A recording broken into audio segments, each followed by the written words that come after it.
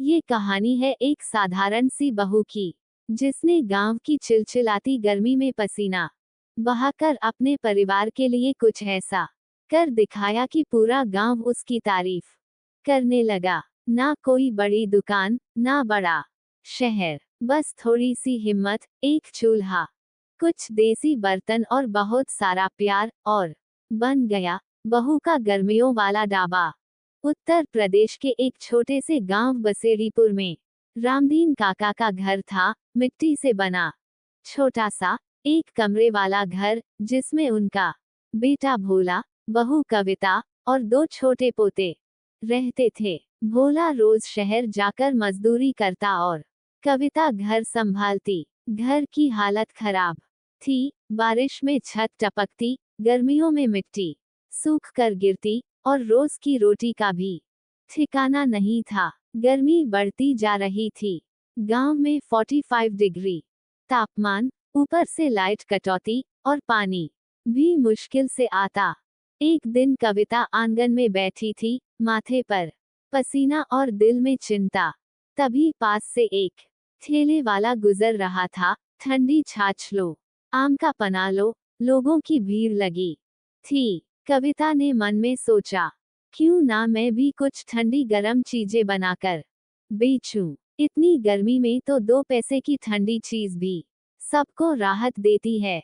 उसने अपनी सास से कहा, अम्मा, मैं घर के बाहर एक ढाबा लगाना चाहती हूँ। 2-3 गिलास लस्सी, कुछ खीरा ककड़ी, थोड़ा आलू चाट और टमाटर का पाना। सास पहले चौंकी, पर फिर बोली, तू मेहनती है, कर ले, भगवान साथ देगा। कविता ने एक पुराना टेबल, एक टूटा स्टूल और बांस का टुकड़ा जोड़ा। उसने नींबू पानी, खीरा चाट और लस्सी तैयार की। टेबल पर एक सादा सा बोर्ड लिखा, कविता बहू का ठंडा ढाबा, सस्ते में राहत। पहले दिन 2 ग्राहक आए, एक किसान और एक स्कूली बच्चा। दोनों ने लस्सी पी और चाट खाई। किसान ने कहा, बहू, ये तो एकदम घर जैसा स्वाद है। कविता की आंखों में चमक आ गई। एक हफ्ते में कविता के ढाबे पर रोज 20 से 25 लोग आने लगे।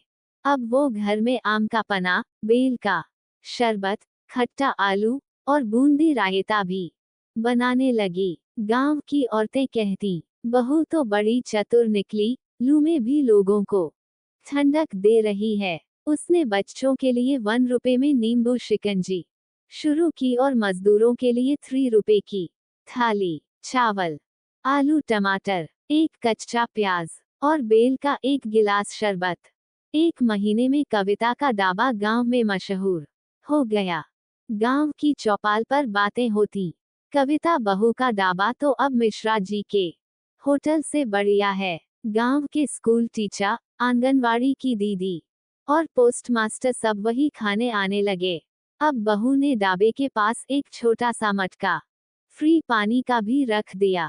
भोला जब शहर से लौटा तो देखा, घर के बाहर भीड़ लगी है और उसकी पत्नी लोगों को बड़े आत्मविश्वास से खिला रही है। भोला भावुक हो गया, कविता, तूने तो हमारे घर को फिर से रोशन कर दिया। कविता अब हर दिन थोड़ा मुनाफा निकालकर पास की गरीब औरतों को भी सिखाने लगी, तुम भी ये खट्टी मीठी चीजें बनाओ, अपने ढाबे लगाओ। धीरे धीरे गांव में 3 to 4 और औरतों ने छोटे ठेले लगा लिए। गांव की गर्मी अब बहुओं के ढाबों की ठंडी छाया से भर गई थी।